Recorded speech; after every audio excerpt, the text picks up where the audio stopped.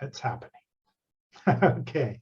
Well, we've had our wonderful introductions. We have gotten to know each other a little bit better right now. I think as we, as Josette pointed out, as we start talking with one another and discussing things and exploring various dimensions to any topic, and there's so many topics to choose from, we'll get to know each other even at a deeper level. And that's always the case, provided that we listen. All right, it's really important. Listening is key. When Josette mentioned Habermas and his theory of communicative action, that's really at the core of communication, whether it's in public sphere or private spheres. When we enter into dialogue, the extent to which we're willing to yield the discussion to take over and not our egos and one-upmanship, which unfortunately is the dominant form of discussions in social media, whether it's Facebook or Twitter fights or some other kind of forum. But that is not what we're going to do here, to be sure. I am very proud to be part of an erudite group here. This is an erudite space. So I'm going to ask you to choose a topic that we can focus on and start talking about, earnestly and with honesty and with total comfort of knowing that there is mutual respect amongst us, and there's no ad hominem approach at all that's going to take place. So if we're going to disagree with content, we will disagree with the content and not the author of the content in that sense. So the floor is yours. Somebody volunteer a topic. I mean, this is what we chose to do for the first session, that, we just decide organically for the topic to present itself, then we can start talking about it. Josette. I have a question. How often are we meeting? It's a good question. I was hoping for once a month. So we'll see if this will, take hold. Is your experience, or you shared your experience about, and I have a lot of experience with these things. They do take a life of their own, and sometimes they catch fire and they go on for a number of years, but sometimes they just sort of flame out. So we'll see. We'll just, we'll go with it. Okay, and then my next question, which is good, and then Saturdays are also sometimes good. No day of the week is perfect, but it's good enough. But then is there like if I raise a topic like critical race theory, I'm interested in it. I'm continually looking at it, and would we do readings in between, or would we bring readings to the table, or would we just talk? Like, what's your ideas on that? Yeah, I mean, these are excellent questions, mind-probing questions, right? To what extent should we have rules and parameters for our salon? I think in the tradition of the salon during the Enlightenment years, as well as the Harlem Renaissance times, we just leave it open. Folks can bring in, we're all academics and intellectuals, and we're going to inject and interject our ideas from books, from folks we know, from intellectual mentors and so forth. And I think organically that's going to take shape. At some point, depending on the topic, I believe we'll get to I hope that we'll get to a point where we'll say, okay, this is what we're going to work on. And perhaps it's a book that we're going to read specifically dealing with that particular topic. And we'll go that way. I would like to be as democratic as possible, not be the person that's just sort of determines the rules and tells people what to do and all that. That's not how I approach any of this, whether it's my teaching or whether it's a group amongst colleagues. So we'll let the group decide how we will approach this. Does that make sense? Yeah. So what do we want to talk about today? I heard a couple of themes just from people's shares, including yours, and it could be, CRT fits into that. But this, I forgot to mention that I chair a board of the largest LGBT recovery home, but it's mostly people of color and it's mostly trans people. And so I resigned recently as chair because the days of, 65-year-old white guys running things, kind of over now. And so this whole idea of, Eurocentric sort of, the colonial imprint, white male, patriarchal dominance as it relates to leadership. Somebody was talking about that. I think that's like interesting stuff right now, particularly because, there's like a megalomaniac out there who fits the bill on that. I don't know. So that's just based on what I was listening to in the introductions.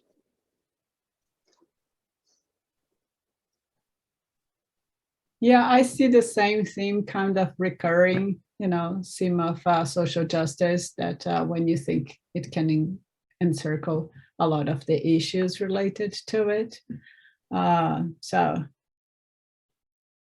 Okay. I like that. Well, let's open it up. Let's talk. Well, I can start a little bit with that. Please, please. I've been teaching on that topic for many years, and sometimes I get so tired of my audience. It's like 99% of white teachers in my classroom.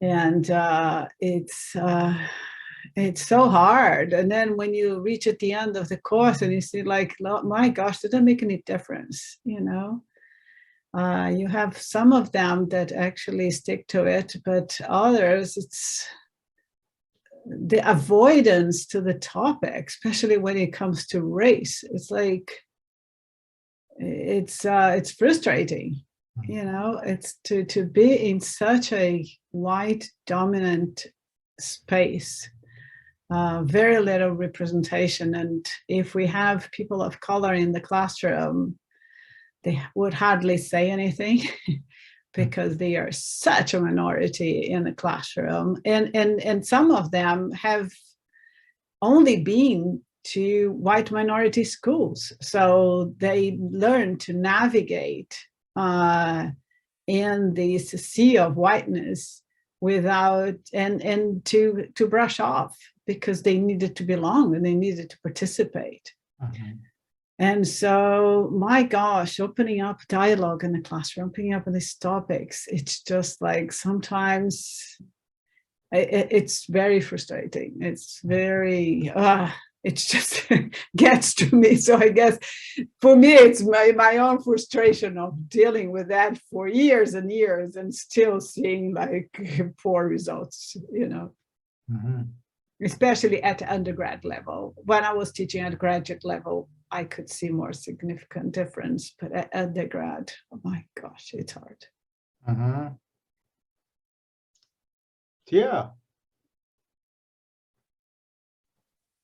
Thank you for saying that. It's funny enough, I did a lecture, thanks to Dr. Kashani, on Wednesday that addressed that exact same topic, how 83% of the educators here in America are white female, and they don't believe that they have a culture, but they do believe that they have to teach individuals in marginalized or historically marginalized groups to overcome theirs. So my theory on that is that we all have to, do the shadow work. We all have to understand that racism is not just racism. It is a caste system. It is a system that subjugates a class of people where their humanity is taken away. So, and on top of that, when you dehumanize, and this is something that my mentor, Dr. Cronin, said to me that just really hit me, that when you dehumanize someone, you dehumanize yourself in the process. And so it's a matter of really confronting and not running away from terms like privilege, white guilt, all of those different type of things, because that's the part of yourself that you're denying. and that you have to be able to confront the ugliness about yourself in order to move along and push along and really be transformative. So I know for myself personally, I didn't understand what it meant to be an individual who struggled with dyslexia. I didn't get it. And it was only in being in close space with a loved one, my son, who struggled with dyslexia, and it was undiagnosed, and then seeing how that caused mental health issues, that I really was able to empathize with him and be able to say, okay, you might not understand this, but this is a real experience that he's going through. And so that closeness and the empathy and the love that I had for him made me be able to look at the situation and say, okay, there's something that's inside of you that you have to fix in order to be a better assistance to him. And it's not easy. And so I have a greater level of compassion for individuals who are, for the first time, really have to face some ugly truths about themselves and their ancestry. And I'm not saying that my ancestry just makes me the golden victim. That's not what I'm saying at all. I'm saying that every individual has some very ugly truths that they need to uncover in order to get to a space where they can be in partnership with other people. That's my spiel. Sorry. Now, this brings to mind so many things. There's so many dimensions to this, the beginning of our discussion. Right off the bat, I'm thinking, well, we're dealing with Eurocentrism. We're dealing with the culture in which you have, people like, for example, Quentin Tarantino has the advantage of being the kind of filmmaker that can go and make movies about Black people, telling Black people what they're like, right? This is the same old colonial story of the white colonial master telling their slaves that, hey, this is how you are, and this is how you should be, and this is how you should behave, and it's okay that I tell your story because I'm in charge. Right. Anyways, then there's I'm thinking about Kimberly Crenshaw's theory of intersectionality. There's more to it than just this black and white business, right? There's the race, class, gender intersection, and then add to all of that the sexual orientation. It all gets so complicated, and then you put all of that under the umbrella of liberalism, and then you have Eurocentrism sort of taking over. So the shadow work is interesting, concept, because it's. Correct me if I'm wrong, Pia. I think you were referring to the Jungian approach. Depth psychology. Everybody has the shadow side, and the work on that stuff. Right. It requires a deep inside inquiry, right? The self-inquiry that you go back and you honestly deconstruct who you are in some ways, to see the shadow side of yourself, and then work on that. And then you can see the shadow side of the collective, society at large. In some ways, to this day, people look at me from the outside and say, well, you're an American, but I'm an immigrant, right? In more ways than one. And in other ways, I could see that how every single one of us is an immigrant. Not just because somebody comes from another country in this country and adopts this country as his or her home, but so much that we are immigrants into societies where the power dynamics are constantly changing, and then at the same time, the more they change, the more they stay the same. Like we live in the post-colonial era, and yet the colonial logic is still applied to so many things. One thing that comes to mind right now, as the war between Russia, the invasion of Ukraine is dominating the news, and it's dominating people's consciousnesses. Right?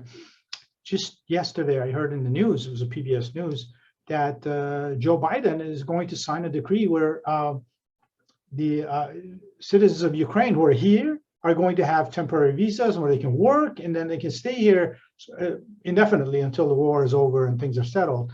So they can be taken care of and protected.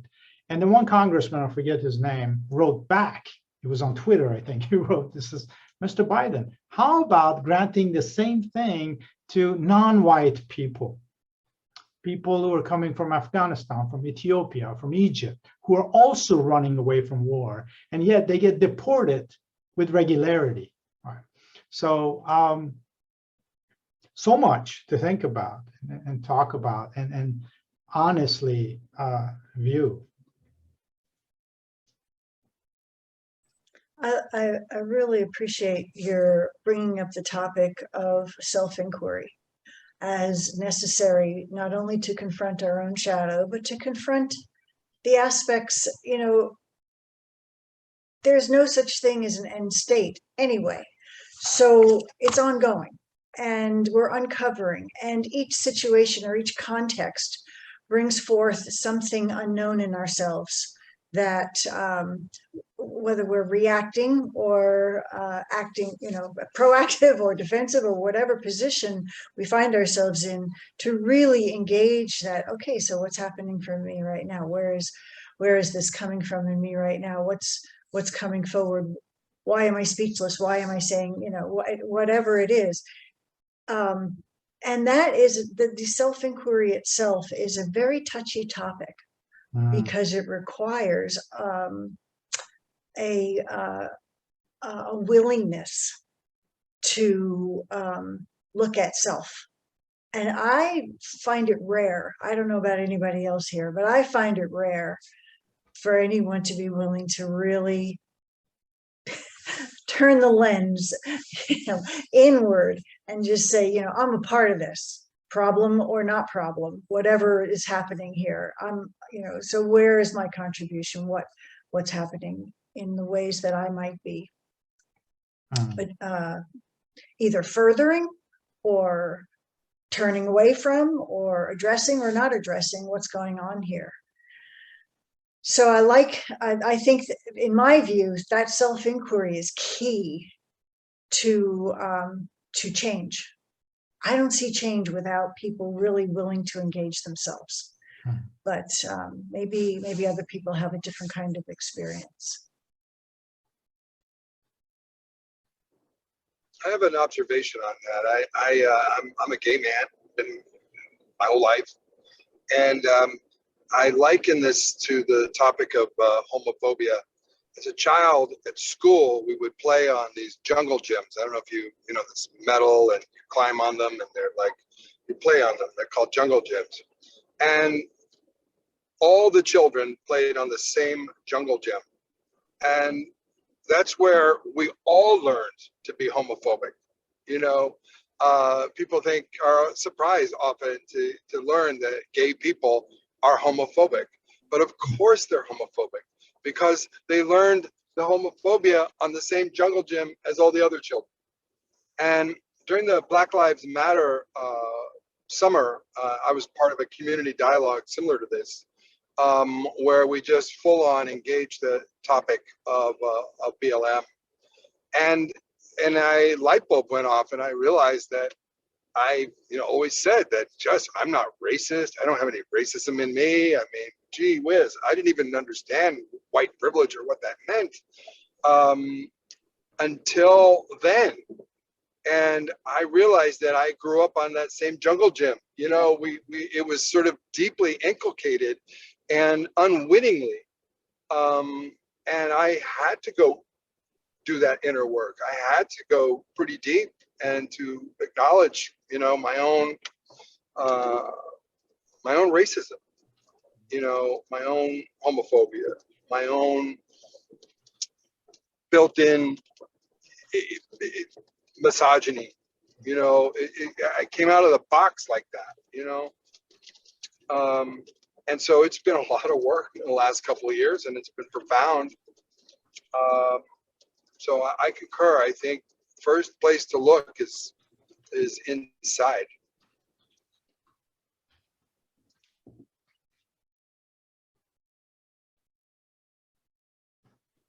You know, I totally agree with that. And that's why I have like almost 1/3 or more of my course about self-inquiry. That's the beginning of it, to really look at themselves and who they are and all that. But of course, there is this push of, okay, what do I do in the classroom? What do I do in the classroom? So there is still, you know, it's this pressure of, I am in a situation where I am working with teachers who are going to teach. And then, okay, what do I do with this kid? There is this white saviorism, right? So how can you move out from the idea of looking at myself, but at the same time, I want to save others, right? You know, it's like there's a bit of a confusion there. And they are sometimes too young to actually get into this deep work and understanding the whole systemic situation that we live in, and really look at there is a denial. I think what I feel, it's a denial to get into the work. It's a denial to really see the big picture. And I think that's where the frustration is. And of course, it's not everyone, but it's, but I see that recurrence in them. But that's the important part. I mean, denial and no denial. We have to, you know, okay, so we're met with that initial whatever, you know, resistance or what have you. But still in all, we're gonna keep, okay, there's that resistance. Could we look at that? You know, so could we go to the next, you know, what's the resistance about? Like anything that presents itself can be a topic of inquiry, I would think.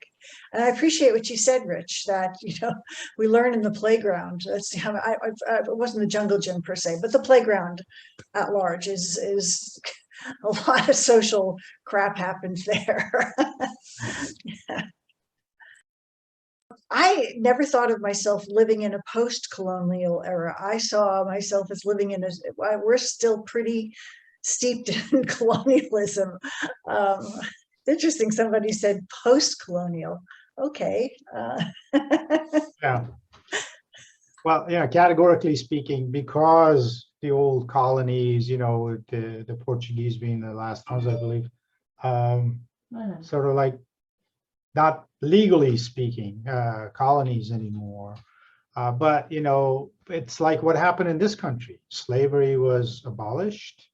Then we had apartheid. Then we had, you know, the same slaves working for slave-like wages, and the apartheid continued. And then we had the civil rights struggle, and people lost their lives and fought so hard for the apartheid to be removed. But racism continues to be a serious fundamental problem in this society. Yet so many people in powerful positions refuse to acknowledge it.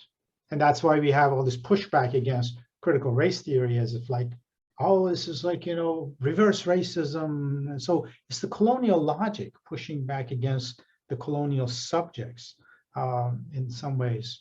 But self-inquiry on a personal level requires a lot of courage. And in some ways, it's easier to do it because you can do it in the privacy of your mind and the privacy of your home space and so on. But the self-inquiry for society, and this is what we're talking about with Black Lives Matter, with the Me Too movement and the LGBT rights movements, who are ideally should be in solidarity with one another, so we can have one giant movement for social justice. I'm hoping to see that. I'm hoping to see the differences where, like what happened with feminism, for example, where you had the white feminists being in charge, as it often happens in the US and other places with the Eurocentrism dominance. And then you had the Black feminists, and then you had the Latin feminism. And are we in solidarity? Like in the whole business of, you know, Gloria Steinem talking about sisterhood. And I've seen conversations, not attended conversations between Gloria Steinem and Bell Hooks, where they tend to build that bridge between the two ways of feminism? Can we do that to a point where a society collectively does the self-inquiry, right? Where the history lessons in K through 12, for example, are about dealing with this dark past. Case in point, something that has been done with mixed results is like in Germany, where they teach the kids about the Nazi history and what happened with concentration camps and how it was a whole society that ideologically was in cahoots with Nazism. So it wasn't like just one minority of tyrants forcing people into becoming, let's call it racist against Jews, and having this white supremacy as the dominant form. So the Germans have been working on that for so long, but we still have, white supremacists in Germany who go on the streets and try to push their way into the government and so on. In this country, we never really dealt with it appropriately and properly. So that's the key here. How do you get to that point? I could become Hegelian and say, well, it's not in our hands. And it's the wheel of history is going to turn and get us to a point where we have, like today's zeitgeist is such that it's okay to talk about these things in certain spaces. Say, like, for example, I live in the Bay Area, and this is generally speaking, anywhere you go, any city you go, there's a lot of diversity, and talking about these things and being openly gay and being openly anything you want to be is absolutely embraced, and in other spaces absolutely tolerated. It's not pushed back against. But you travel down south, Alabama, places like that, a whole different story. Are we going to get to that point? I mean, this is where history plays a role, right? The extent to which that the narratives change. Are we seeing that? That's really a point of curiosity for me, the extent to which we're seeing it. I think we're seeing the opposite. I'm sorry. Like 34 states have passed or attempting to pass a law against bringing critical race theory into the schools. That's 34 states out of 50. And the way they are doing it's just unbelievable. And so teachers are being fired for bringing this topic in the school. Principals are being fired for supporting teachers to bring this topic in the school. So I'm seeing a reverse. Of course, you see some democratic states are making advances, like Minnesota, for example, is making advances on that direction. I believe California might be another democratic state. But the large majority are going on the opposite direction, and it's very frustrating. I would like to speak to that. So the thesis that I'm working on is reparations, and it is talking about how when you talk about the caste system, and I want to emphasize a caste system because it's truly what it is. The economics is what's causing the caste system to uphold itself, to work in perpetuity. And if we keep on talking about liberation measures, we keep on talking about making sure that there's equity within that system. Well, we live in a capitalistic society, so it has to be economic in order to force there to be equality. So you have legislators who are able to act in that way because they literally have gerrymandered districts where they are able to maintain the power. But if you have real economic power within these dynamics, well, if you have individuals who look like me and it's 50-50, or you have Latinos who are in integrated communities as well, that's that proximity that I was speaking of. You can't easily gerrymander the district anymore to pass these legislative laws, because you have a real diverse representative democracy that you have to deal with. So it's a matter of economic correction that really has to be done to really force individuals to do the work. Because as soon as it's a matter of yet you're uncomfortable, because you don't have to constantly be in survival mode. Now that you're put in the type of survival mode that you have to do you have to start doing the real work. You're confronted by something.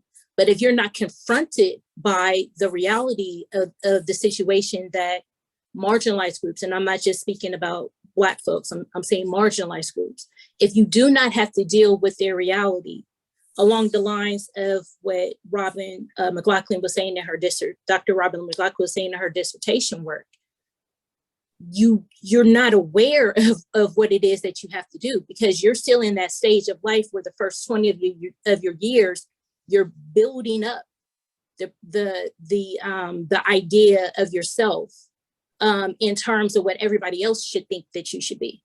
But in the last 20 years, she talks about how you start to unpack all of that. But if you're in an environment where you never have to unpack it, you never will.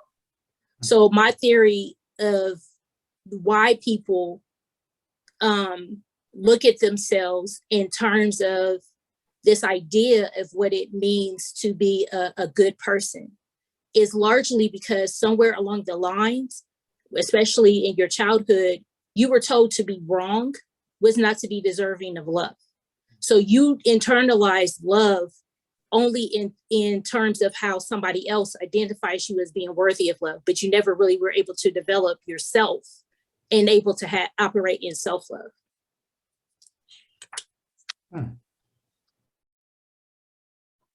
See, I wholeheartedly agree with the idea that we were bought and sold love, and so thereby conditioned. Could you say more about this economic basis of change? So this is what I'm working on when it comes to my thesis.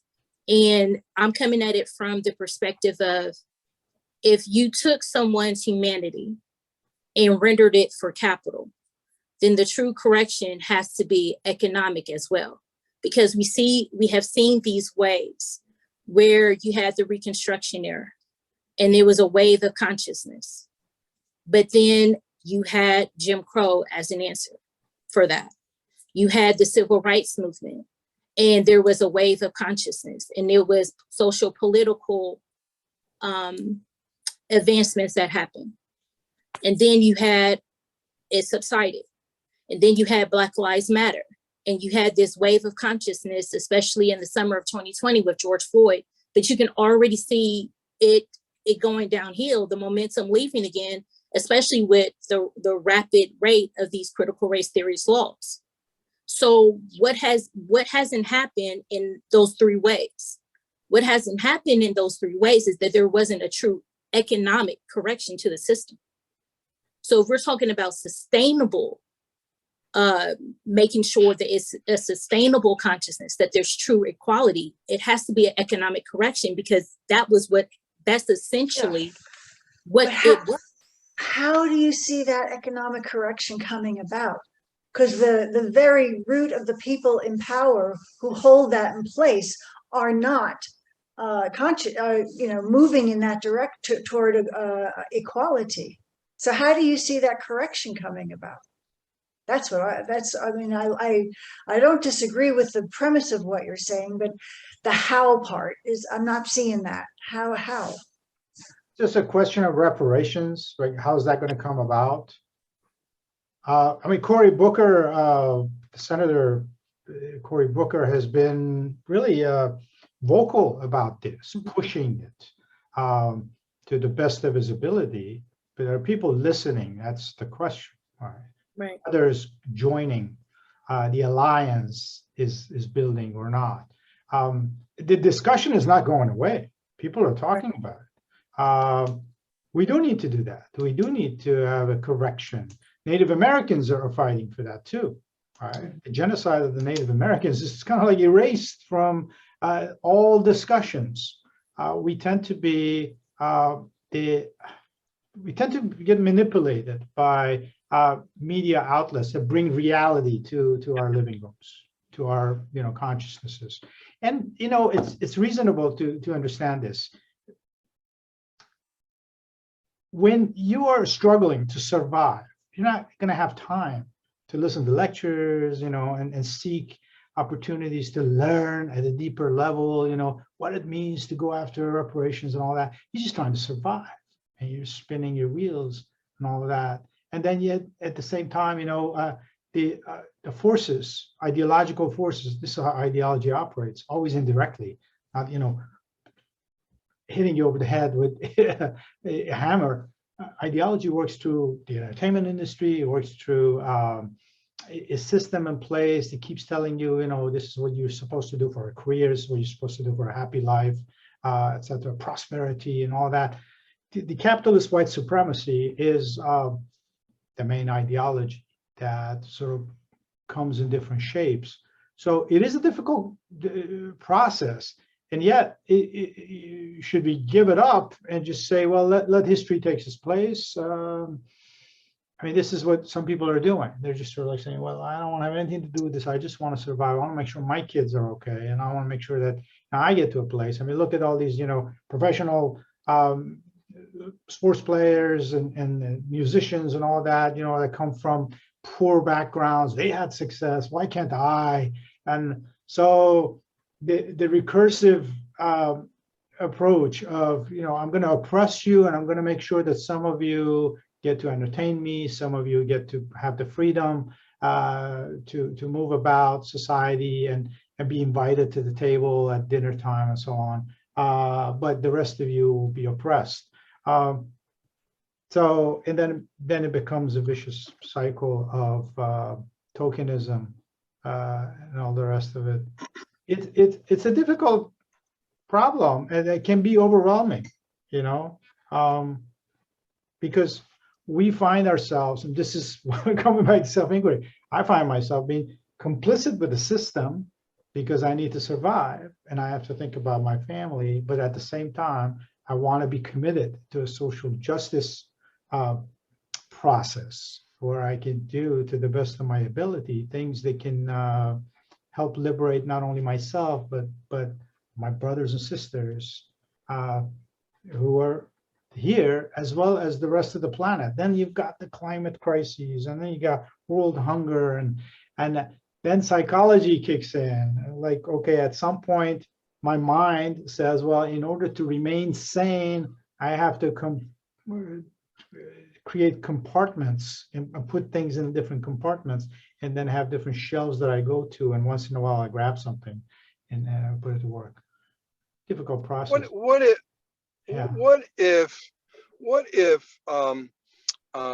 Tia, what if these sort of remedies for these historical disproportionalities, white male patriarchal dominance, what if those remedies are very subtly and incrementally unfolding as we speak, and that there's a reaction to that, and the reaction is this tremendous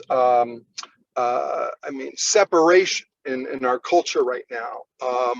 It's almost like I always think, like for example, this hard right in the U.S. that has been supporting Vladimir Putin, because they project onto Russia this fantasy white, dominant culture, and it just seems like there's so much anger and a kind of desperation among this, white, undereducated, perhaps even underemployed, but really dominant culture across the entire United States, that they are reacting and out of a desperation that the gig is up. The gig is up, and they are holding on with the clutches, and their fingernails are breaking and bleeding, and it's over. And so to me, that's a sign that it's over. And we have a rocky road, I think, to get through that and to navigate that. But to me, it's a good sign.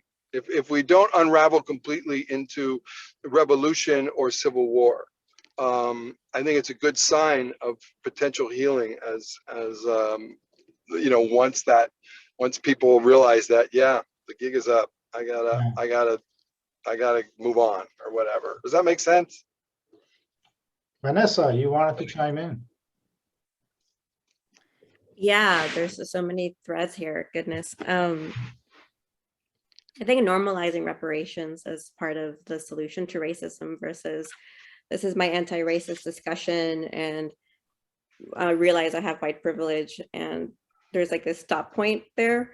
Something that I've been reflecting on is how can we be very purposeful in our self-design that, you know, supporting the swing of karma, that's the feeling I'm getting, where there's this karmic swing kind of going on, and there are intelligences out there that are there to support us. For example, indigenous wisdom is there to support us, and realizing that yes, our ancestors could have participated in certain actions that we personally have not been involved with, but from an indigenous perspective, we're still in relationship with our ancestors, and we still have to answer to what our ancestors have done, and not from a space of shame, not from, and that's where, you know, we have to bring in this compassion element. I think when we bring in compassion, we're able to create that, I mean, quite frankly, that portal into a new reality. I think that's how powerfully, magically we are as a human species. I think we can create portals and invite better futures by where our attention is going. And I think by willing to engage with the shadow work and willing to be present, we're able to, we're resonating with a deep kinship with people beyond the timelines that we can even perceive. And the monumental work that's involved with reparations, it's a complex way of it's complex, and it's a complex endeavor, but from an ancestral perspective, I feel like we can reach these wavelengths of the future, or this wisdom to support us in the insights we need to invite this as part of our culture. And thinking about like a salon, this is a culture making experience. And I think what we're hoping for is that people who are truly progressive within organizations are having these conversations and affecting change. And I say truly progressive because I see a lot of white communities patting themselves on the back of how wonderful their social change efforts are. And then you look at people of color communities, and they're just like so tired and exhausted and desperate. And I mean, still having some camaraderie. I remember when I was at the Indigenous Women's Network, we referred to each other as comrades. And then when I was in another space, it was all colleagues. And it just really kind of shows you the difference of what social change efforts, you know, like the quality or the energy of it. But yeah, I think normalizing that everyone has a right to create wealth.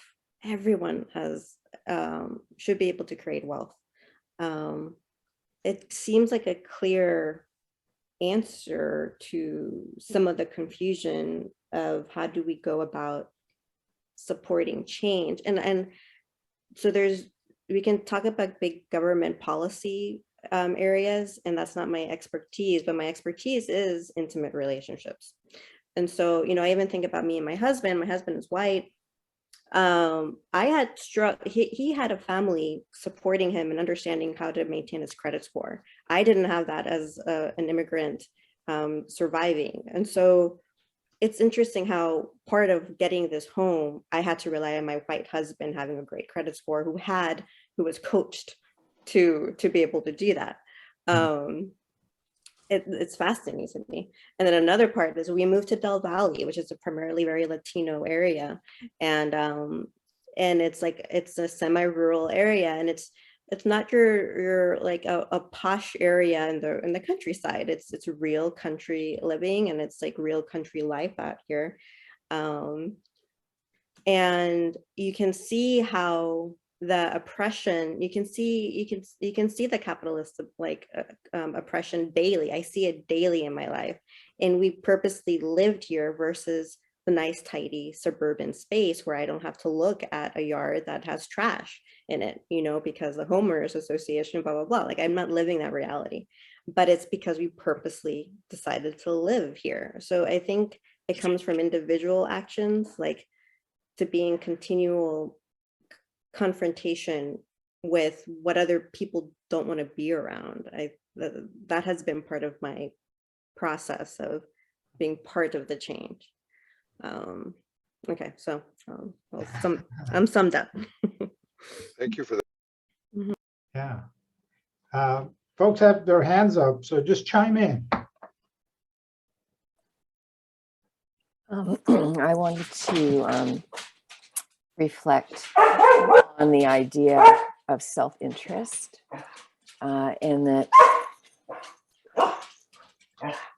you know, I don't even want to say it's only one culture. I think that it comes from the human need to preserve oneself, but that we're certainly, at least I am, often operating from that place of self-interest, and then recognizing and shifting to understanding that what is going to benefit me in my life is directly tied to what is benefiting those around me, and that my self-interest is tied to ensuring that I'm working in relationship in a community. And I'm thinking about that a lot because I've moved to a new community where I don't have a lot of connections. And then there's been COVID. And so things have been blocked and tightened and, you know, interrupted, and feeling like maybe now there's going to be some relaxation. There's going to be a way to connect into the community. And we're like, how do I do that? Like, what is my route? Where do I go? And so it's daunting and it's exciting, but I'm realizing that, well, I've made this one move to, you know, have this land and be where I can kind of support myself. I also need to be reaching out into the community and connecting with people, like really connecting, so that I can say, yes, you know, we are working together. And so there's I don't know if tension is the right word, but when things are connected, there is a line of connection that you hold it taut. You don't let it go slack. You don't let it break. So the idea of tension really interests me, that we are aware of ourselves as part of a web and attending to the connections that we have. And I think, Lucilla, when you were talking about your students, and how difficult it is because there's so much denial, but finding ways to build those connections within the communities, and whatever context we're in, is seeing it as a community or a nascent community that we can build. And that certainly was a real focus of my doctoral work, was trying to understand how people work together in community, and through creative endeavors, right? And I realized, yeah, that's still there. That's still part of what is really important to me, and celebrating, like really celebrating the changes that we see in our own lives, in our own awareness as we go through confronting the shadows, but in others, like gratitude and recognizing all of these moments of beauty and being joyful, because I way rather be around people who are joyful than people who are, you know, feeling the load of oppression on their shoulders. And how do we shrug that off? How do we see a new path and a new way forward? And it's both individual and within a community that we can recognize, and in the larger culture. You know, we're operating, it's complex. But having that's something to hang on to. And Tia, when you were talking about shadow work, I don't know if you guys know the story of Peter Pan who lost his shadow. And I was thinking about that. I was thinking about what shadow is and how essential it is. And also that we cast a shadow. And if you live in a desert land, that shadow is what preserves and protects life during the day. You know, so shadow is really interesting. And we need it. We need it, and it can also be positive. It can also be a force for protective and nurturing. And so I'm thank you for challenging me to think about this shadow. So anyway, thank you. And I'm going to have to leave, and I so apologize because this is so rich and wonderful and exciting. So thank you all for sharing your words and ideas, and yeah, bless you all. Thank you, Annie, and we're hoping to see you the next time. Thank you. Kavita, you've been patiently waiting. Yeah, I wanted to say thank you to Annie first, for bringing in this idea of self-interest and what that really means. Because there's been so much said that I'm like, I don't even know where to begin to share my thoughts about it. But regarding the self-interest piece, you know, one of the concepts that I've been exploring for the last 15 months now is this idea of sufficiency.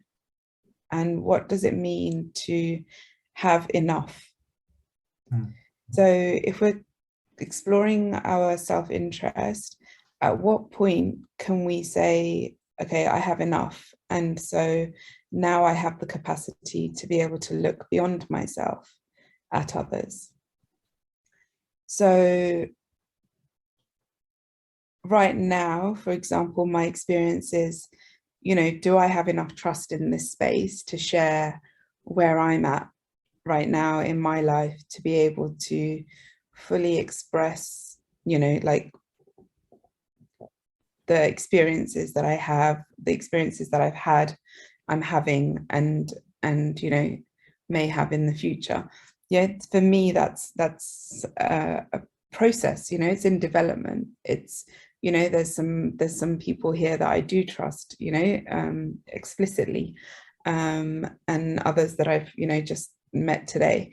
And so, you know, if something like that can take that much time, then surely so does everything else, right? And so there is no quick fix to any of this. Holding space for conversation is important, and there's so much more to it as well. And so yes, there's the self-inquiry, there's the self-reflection, there's the intentional reflection, there's all of these things, and there's being in community with each other to have those conversations. And when we bring into that what is enough, you know, one of the things that I would say I have had enough of are conversations that don't lead to actual change, you know. One of the things that I have had enough of are people trying to create new systems from the old systems, you know. So you know, so these are some of the frustrations that I feel, you know, I can share at this time. And one of the sort of other things that I'll share is that I'm very actively working with this concept of poverty. and what is poverty and who gets to define that term. And so working in partnership with organizations in the UK, in the USA, and in various countries in Africa, I can share that it's not solely income. And it's much more complex than that. And actually, so far, after doing this for 10 months, so far, there's actual resistance to defining people, like people defining their own poverty by the amount of money that they earn. Most of the communities across, you know, as I say, the continents of North America, Africa, and Europe are a call for community-based efforts to create sufficiency. And so, you know, I wonder if when we're thinking about, you know, the work that needs to be done for ourselves, how much of that work are we doing? How will we know when we've reached a point of comfort? And what will that take? What will that look like? You know, like what does that actually mean? Because if it's just going to be the bottom line dollar, then that, you know, the adage that money doesn't buy happiness is true. And so what next? And I'll just add to that, that the other thing that has been coming up is that, you know, when what is it that brings us comfort? You know, like, is it when we can see ourselves in another person? And what is it that we want to see in that other person? Is it the superficial of, well, they look like me? Or is there something deeper than that that we're looking for?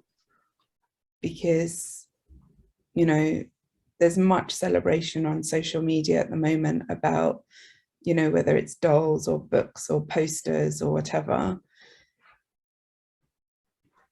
But what is that really telling us? That we're all still looking to see ourselves in someone else. And so, is that helpful? I don't know. I don't know if it is. What's helpful to me is to look at the screen and see everyone that doesn't look like me. That's helpful to me. I find that life-giving, that I'm in a room with a bunch of people that I'm going to make the generalization that none of you have had the life that I've lived. Whereas I was out on yesterday evening with 3 young women that are exactly my age, you know, like, well, you know, to the year. And all of us are sharing the exact same life experience in a particular context, in a particular moment in time. And that's not life-giving for me. So I just kind of wonder what it is that we're looking for. What is it that we want? What are we actually chasing? What are we looking for? That's kind of where I'm at. The most excellent questions. So I'm not going to be very long because we don't have much time. I just want to go back to the topic. It took a long time to go back into it, to what Tia has raised and also Josette has raised, which is the inequality that we have here, and how do we change that, right? How do we change that more marginalized people are actually in power, and then we can actually see some kind of change.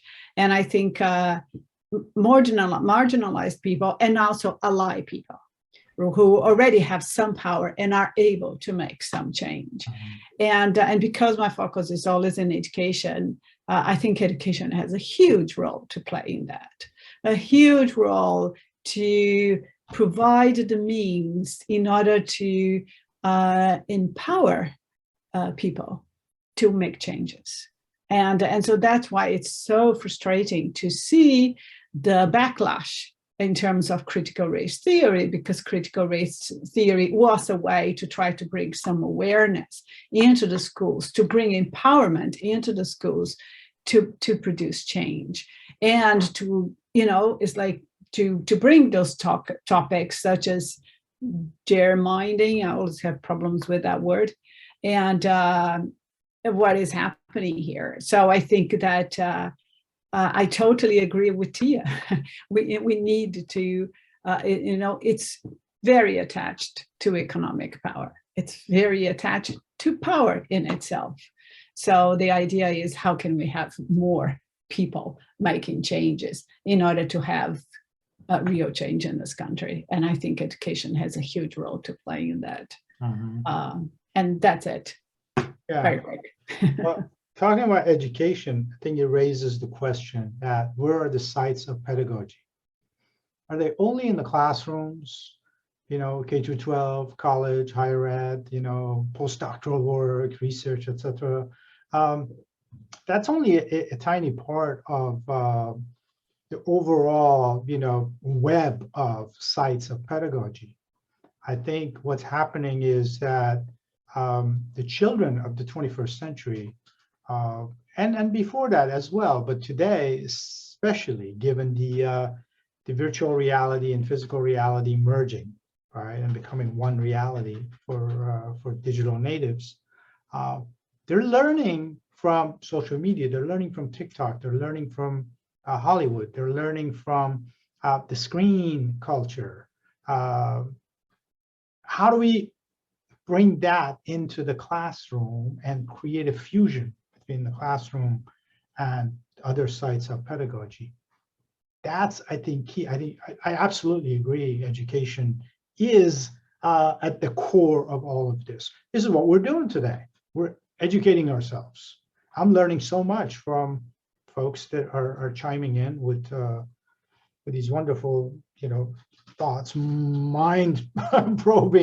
I'm thinking, well, we need another 50 hours just to finish this session, right? And then get to other areas. So one of the things that I try to do with, when I'm teaching the doctoral students at the education EDD program, is to bring that into practice, right? I mean, what Kavita was talking about, the diversity is what brings life to me. It's so crucial, right? The diversity of people and diversity of ideas, but how do you, marry the two, right? So you can have the world. We have access to the world in many ways that we've never had before in human history. The past 30 years, we've had so many changes and transformative changes in our lives that we hadn't had 300 years prior to that in terms of seeing the world. And that's education.